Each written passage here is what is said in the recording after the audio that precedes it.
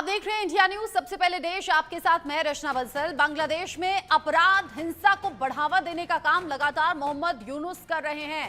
सैकड़ों हत्या करने वाले आतंकी को जेल से रिहा कर दिया है और इसको लेकर हलचल अब तेज है। दुनिया भर में आलोचना के बावजूद यूनुस की चुप्पी अभी भी बनी हुई है। बांग्लादेश में हिंसा, एशिया में शांति का ढोल पीटने का दावा, ये सब कुछ दुनिया देख रही है। गृह युद्ध के बीच में यूनुस को अब शांति याद आने लगी है। यानी एक तरफ तो शांति का दिखावा और दूसरी तरफ ऐसे खूंखार अपराधियों को रिहा कर देना जिन्हें दूर दूर तक माफ किया नहीं जा सकता था या फिर जो उम्र कैद की सजा काट रहे थे। दुनिया भर में आलोचना हो रही है और आलोचना के बावजूद शांति का ढोल पीटने में लगे हैं मोहम्मद यूनुस।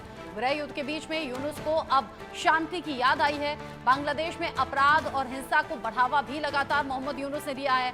यहाँ अंतरिम सरकार के दौरान जब हिंदुओं पर अत्याचार हो रहे थे तो अंतरिम सरकार के प्रमुख मोहम्मद यूनुस ने चुप्पी साधी हुई थी। अब अचानक से उन्हें इस बात का अंदाजा हुआ है कि एशिया में अशांति फैल रही है।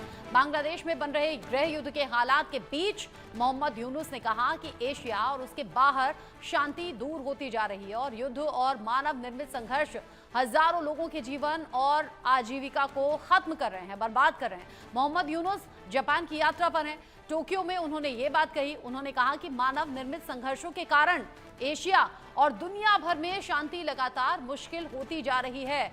यूनुस ने एशिया से शांति, सहयोग और स्थिरता पर आधारित एक नया नैतिक दिशा निर्देश पेश करने का आह्वान किया।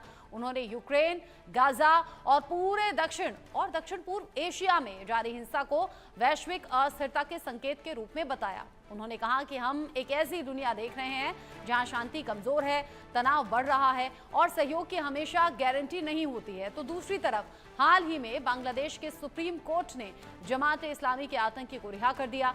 इस आतंकी का नाम अजरुल इस्लाम है। इस मौलाना को 1971 में रेप, हत्या और किडनैपिंग जैसे युद्ध के अपराध की सजा दी गई थी और उसे आवामी लीग सरकार में साल 2012 में गिरफ्तार किया गया था। उसने पाकिस्तान के सेना के साथ मिलकर 1256 लोगों की हत्या, 17 लोगों का किडनैप और करीब 13 महिलाओं के साथ में दुर्व्यवहार किया था। इस घटना से मोहम्मद यूनुस सरकार की काफी ज्यादा आलोचना भी हो रही है। भले ही जापान यात्रा पर शांति का दिखावा करें, शांति का ढोल पीटे मोहम्मद यूनुस, लेकिन असल में बांग्लादेश में जो हो रहा है वो सिर्फ ना बांग्लादेश के लोग ही देख रहे हैं बल्कि आसपास देशों की भी नजर इन पूरे हालात पर है और बड़ा क्रिटिसाइज किया जा रहा है मोहम्मद यूनुस को।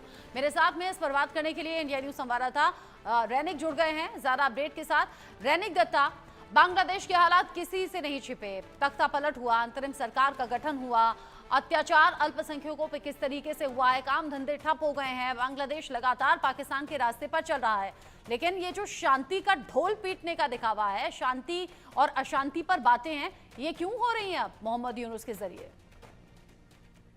देखिए, मोहम्मद यूनुस सत्ते में आने के बाद से ही देखा गया कि बांग्लादेश में जो बांग्लादेशी जो मुजरिम थे उनको जेल से रिहा कर देने का जो सिलसिला वो चालू हो गया था और अभी भी देखने को मिल रहा है वो एक ही तस्वीर। क्योंकि इसके पहले भी देखा गया था कि मोहम्मद यूनुस जब सत्ते में आए थे उसके बाद बहुत सारे ऐसे मुजरिम जिनको शेख हसीना के टाइम पीरियड में गिरफ्तार किया गया था उनको रिहा किया गया था। और अभी भी अजरुल इस्लाम, जिसको 2012 साल में गिरफ्तार किया गया था, जिनके खिलाफ में करीब हजारों के ऊपर हत्या का मामला, 13 महिलाओं के साथ बलात्कार का मामला और उसके साथ बहुत सारे किडनैपिंग का मामला जुड़े हुए थे, उस अजहरुल इस्लाम को भी 2025 साल में रिहा कर दिया गया है बांग्लादेश का सुप्रीम कोर्ट के ऑर्डर के मुताबिक। बांग्लादेश का सुप्रीम कोर्ट में जो मामला किया गया था उस मामले में दावा किया गया था कि ये अजहरुल इस्लाम, ये सब जो जुर्म अजहरुल इस्लाम के खिलाफ में दिया गया है, इनके साथ अजहरुल इस्लाम का कोई कनेक्शन नहीं है, तो इसके लिए इनको रिहा करना चाहिए, ये अपील रखा गया था और उसके बाद ही